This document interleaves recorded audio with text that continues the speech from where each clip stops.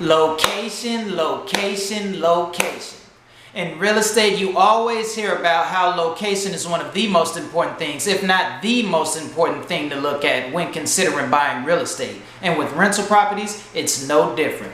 So with that being said, what are some ways to tell if a city or if a neighborhood is good enough for you to buy rental property there? When you research what areas you should buy rental property in, all you get are a bunch of statistics and formulas thrown at you like you're back in calculus class in high school. All you hear about are people talking about what are the average cap rates for buildings in that area, the gross rent multipliers, the 1% rule, blah, blah, blah. But in reality, it does not have to be that complicated. In fact, I would argue that you don't need to know any of these formulas, especially if you're only buying a 2 to a 4 unit building. As a realtor, I've helped a lot of people buy multi-unit properties and rental properties, and not once have we researched what the cap rates were in any particular area. Now back to the original question, how do you know if an area is good to buy rental property in?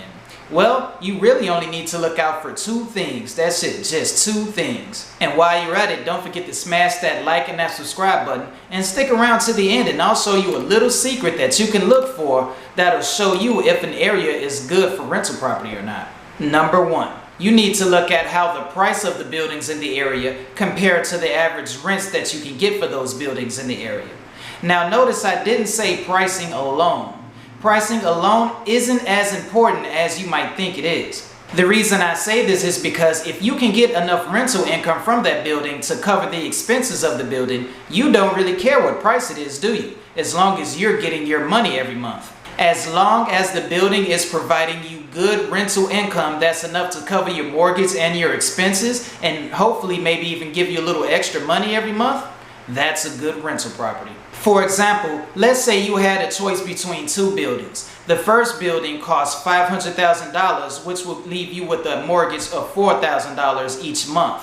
The rental income from that building is $6,000 a month, which will leave you with $2,000 a month extra in your pocket. The second building is only $250,000, which will leave you with a mortgage of about $2,000 a month, but the rental income you get from that building is $2,000 a month, which makes it pretty much a wash. It doesn't leave you any extra money for expenses or anything else that might arise. Which building are you choosing? The sale price of a building, as well as the rental income that a building can generate, will vary greatly depending on the location. So that's why any location you're interested in, you want to take a look to see what the average rental income you can get from a building like that in that particular area. As far as location goes, you want to actually avoid areas where rental property is so expensive that the rental income won't even be enough to cover the mortgage. At the same time, you don't want to go too cheap because that place might not be able to generate a lot of rental income at all. You want to aim for that sweet spot in the middle where the rental income is enough to cover that mortgage and once again, hopefully leave you with some money on the side. The second thing you should look for when determining whether an area is good for rental property or not is to see if that area has a strong rental market.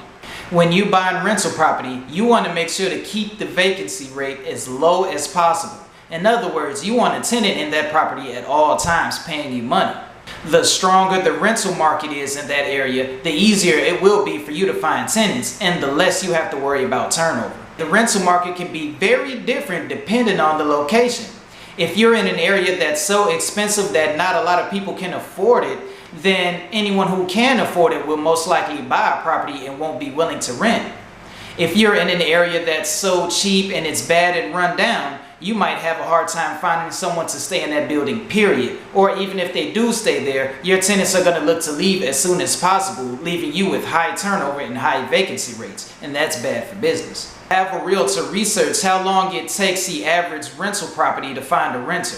You want to be able to find renters as fast as possible, so the lower the market time, the better or the stronger that rental market is. On the other hand, if the market time appears to be very long and it seems like it's taking apartments a very long time to find a renter, you might want to think twice about buying a property in that area. I would also recommend that you actually drive around the area you're considering buying rental property in to just get a feel for the area.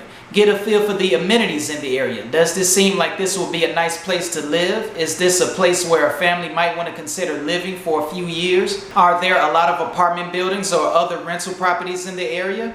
If there are a lot of rental properties there, that could signal a strong rental market. On the other hand, if you're driving around and you're seeing a lot of abandoned buildings, that could signal the opposite, because it sounds like people are trying to get out of that area as fast as possible, and that's not somewhere you want to own rental property, where you're trying to get people to stay.